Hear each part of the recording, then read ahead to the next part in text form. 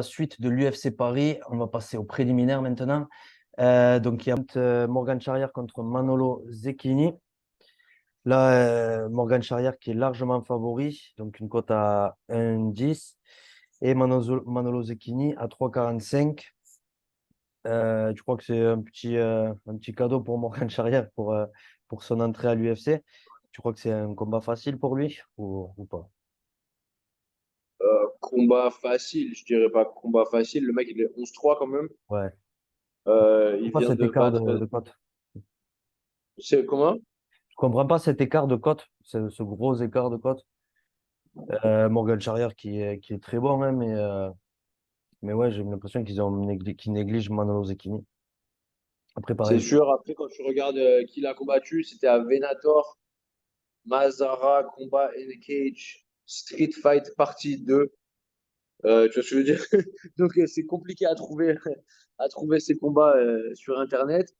Et elle n'a pas la meilleure des oppositions, un bon record malgré tout, mais le meilleur mec qu'il a pris, c'était un mec qui était 7-3. Morgan Charrière, il a pris vraiment des gros combats dans sa carrière, hein. C'est pour ça il a 9 défaites, mais c'est des Ouais, vrais ok. combats qu'il a pris tout le temps, tu vois. Avant ça, il a battu un mec qui était 12-12. Avant ça, il a perdu contre un mec qui était 5-0. Et après, c'est que des petits records de 1, 3-1, 4-0, il a perdu, tu vois. Perdu contre un mec qui était 5-5.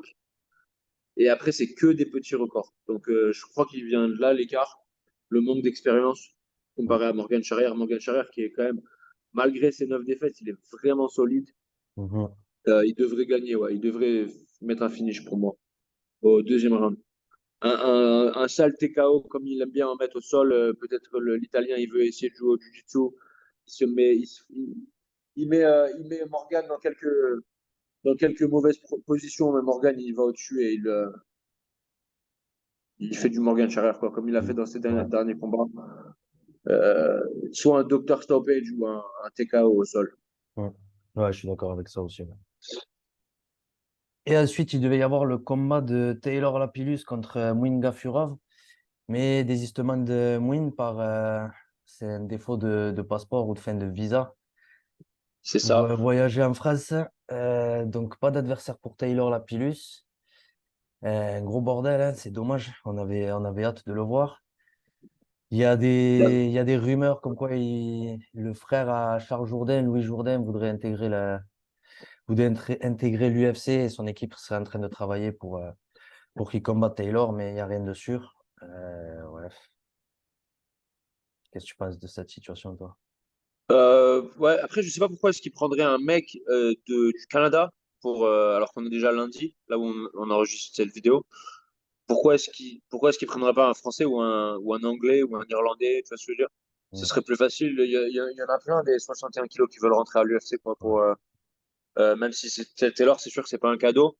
Après, lui, il a vraiment pas de chance. C'est la deuxième fois qu'il y a un problème. Le premier UFC Paris, il devait y être et il s'était cassé la main, c'est ça, si je Ouais, me c'est ça. rappelle bien. Après, il y avait des rumeurs comme Cody Garbrandt, ça s'est pas fait avec Cody Garbrandt. Là, il avait Muinga Furov. Bon, Muinga Furov, c'est pas un cadeau non plus, hein. C'est un bourbier, le truc. Mouine, il est vraiment, c'est un combat difficile également. Mais bon, problème de visa, il peut pas le faire. Ouais. Franchement, dommage pour lui. J'entends des rumeurs comme quoi il a quitté le MMA Factory également. Je sais pas s'il a quitté le Management Factory ou si c'est que la gym.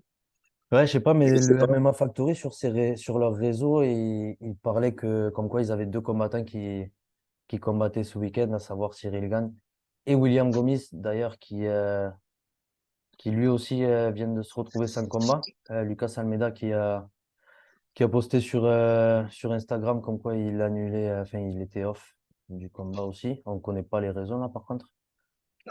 Mais ouais, ça nous fait deux combats en moins du coup. Et des beaux combats, tu vois. Mm. Des combats importants. Euh, Franchement, c'est des combats très importants, ça pour moi, pour cette carte. Troisième combat à l'UFC de William Gomis quand même. Ouais, bon, c'est comme ça. J'espère qu'ils vont lui trouver un remplaçant. Mhm. Mais bon, après, à 135, à 61 kilos et 66 kilos, c'est pas compliqué de trouver des mecs qui sont chauds là, hein. Ouais, À c'est Cage ça. Warriors, Mhm. tu vois ce que je veux dire? À Cage Warriors, à BA MMA, même s'il faut ramener un russe, il y en a plein dans ces catégories-là, quoi. Il y en a vraiment plein, donc ce serait pas compliqué. On verra si ça vaut le coup pour eux, s'ils veulent le faire. Ouais, Et là, on se retrouve avec que 12 combats, hein. Pas ouais, grand-chose ouais, pour un c'est clair. événement avec.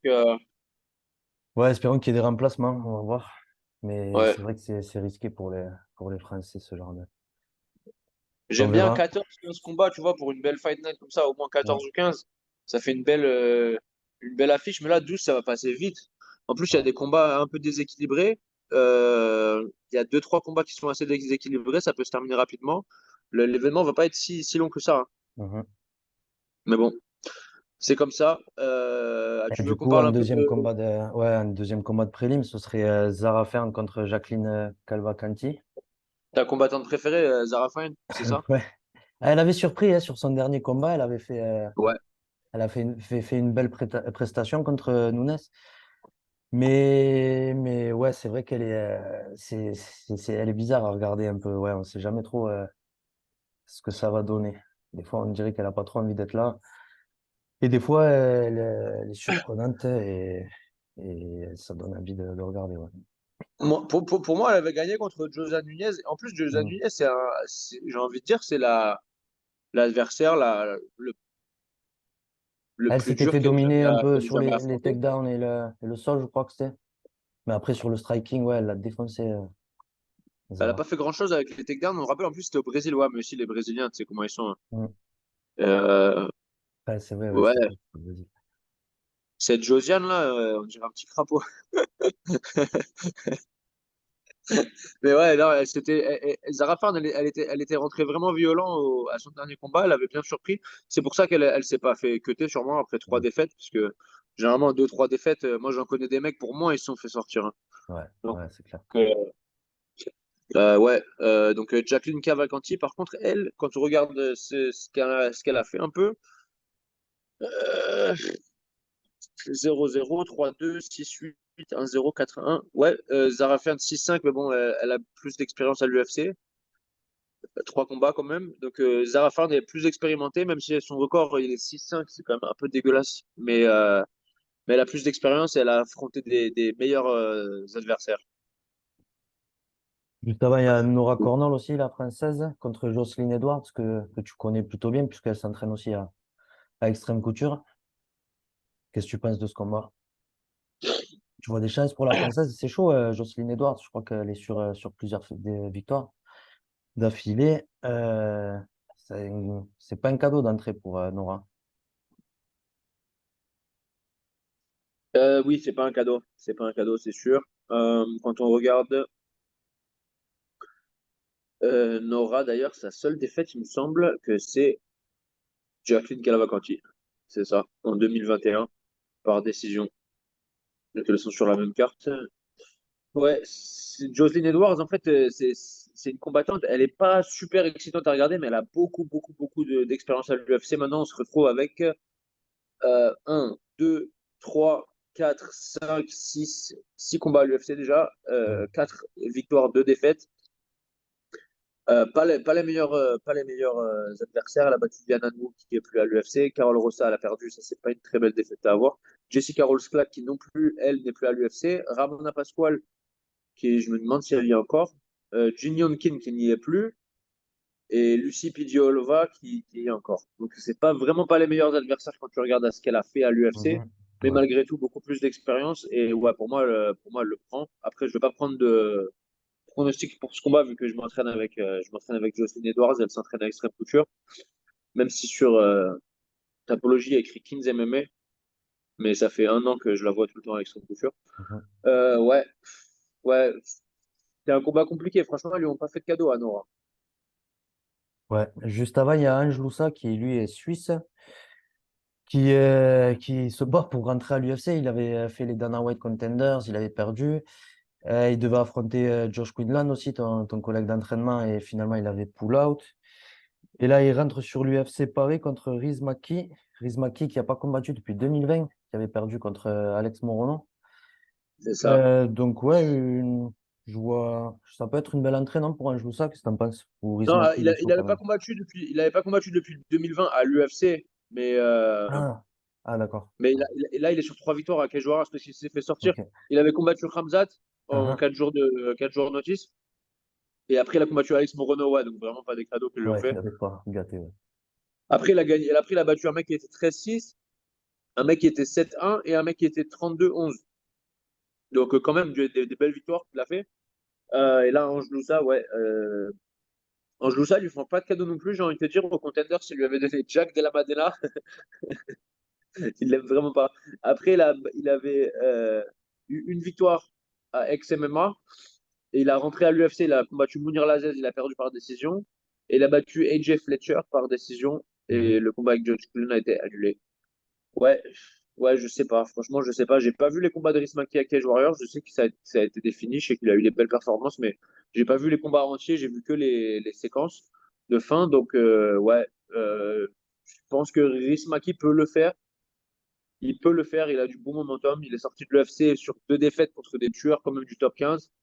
Donc, faut pas rougir, quoi. Mhm.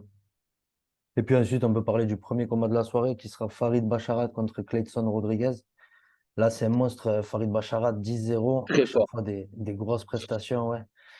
Et Clayton Rodriguez, qui revient d'une victoire contre Sean Ross.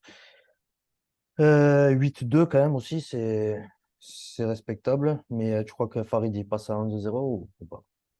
Farid, il est immense pour Ah ouais? 61 kilos et Clayton Rodriguez, il monte de 57. Mhm. Farid, il est un petit peu moins corpulent que moi, mais on fait à peu près la même taille. Et il combat à 61, moi je combat à 66, tu vois. Ouais, Clayton Rodriguez, je pense pas qu'il aura la corpulence, même si c'est un grand 57, je pense pas qu'il aura la corpulence ou la dextérité de dealer avec un mec comme Farid Bachara. Farid Bachara est vraiment bon, un petit peu moins bon que son frère, Mhm. mais malgré tout, il est très bon. Aucune défaite, que des victoires 10-0, que des victoires en amateur aussi. J'ai du mal à voir une issue pour gagner pour Clayton Rodriguez, honnêtement. Ok, ok. Ben, je crois que c'est tout pour cet épisode, hein. On a Ouais, on a fait le tour. C'est bien. dommage pour Taylor Lapillus. J'espère vraiment qu'il lui Ouais, trouve un adversaire et pour William Gomi ouais. aussi. William Gomis Mais aussi. j'avais vraiment envie de voir le début le retour de Taylor Lapillus à l'UFC. Ça me fait de la peine de voir ça. En Ouais. plus, Moïse Gafirov, on savait que ça allait être un combat de ouf, tu vois. Mais bon, c'est comme ça, hein. Qu'est-ce qu'on peut y faire? Ouais, c'est clair. Mais en tout cas, on a hâte pour samedi quand même. On a quand même des beaux combats qui restent à voir. Ouais. Et ouais, ça risque d'être une ambiance de ouf et des beaux combats. Donc, ouais. Vivement samedi. Merci pour la force, les gars. Merci de nous soutenir, ceux qui suivent, qui commentent. Ceux qui ne le font pas, faites-le. Abonnez-vous. Et à Et la ouais. prochaine. Et Et on dis-moi. répond à tous les commentaires et tout, donc n'hésitez pas, les gars. Ciao, ciao. Allez, force à vous. Ciao.